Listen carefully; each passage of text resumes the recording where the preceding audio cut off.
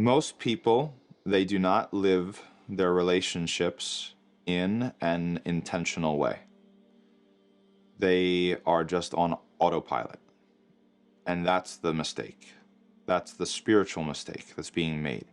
Because if you start to live through your relationships intentionally, then if you believe in a creator, if you believe in Allah, then your relationships become a field or an area of your life where you can put yourself in the service of Allah, where you can do righteous deeds, where you can accrue benefit, purify your soul, secure your spot in paradise, all these sorts of things, right? And so we see it a lot of times with our friends. Most people are just friends with, out of habit, out of history. Somebody knows your secrets, somebody, went to the same school, happened to be the same age as you, common interest, right? Do things together, you have a lot in common. And it's just kind of this automatic process. And people don't necessarily think about, well, what can I do for my soul in my relationship with this person? How can I be in this relationship in a way that's actually worship and worshiping Allah, worshiping the Creator? Now, with friends, it might be a little bit easier because once you're kind of aware of it, then you can get in the game, and it's easier with friends because there's a little bit of a distance. It's hardest to do that with the people who are closest to you. Your spouse, your parents, your kids.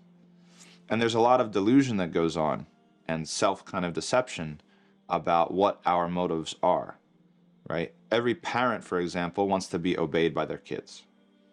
But a lot of parents aren't willing to lead the type of life that deserves a certain type of obedience. And a lot of children want to be understood by their parents, yet they adopt maybe too confrontational of a posture, or they don't put in the work to be understood by their parents. And so things need to come together from both sides, right?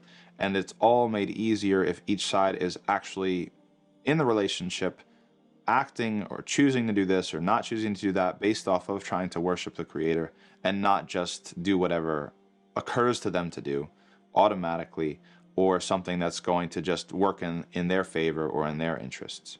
So once you bring any act, but especially your relationships, out of the realm of heedlessness, right, and into the realm of intentionality, right, and awareness, then your relationship is entirely different.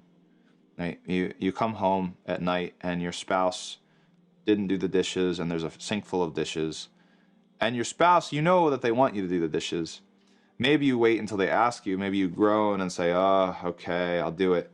You're doing it as a transaction, right? You're doing it because you don't want that person to be angry at you, or you're doing it maybe because you feel bad because they had a hard day, or you're worried about, maybe you want to ask them for something and you're trying to, build up your credit.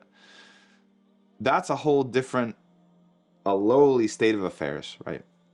To get home and to observe and see the thing, and before having to be asked, to go ahead and do it, not because you're trying to get something out of the other person, but because you're trying to please your Creator, because you know that your Creator has given you and gifted you this relationship so that you may be thankful and so that you may be in that relationship in a way that pleases Him.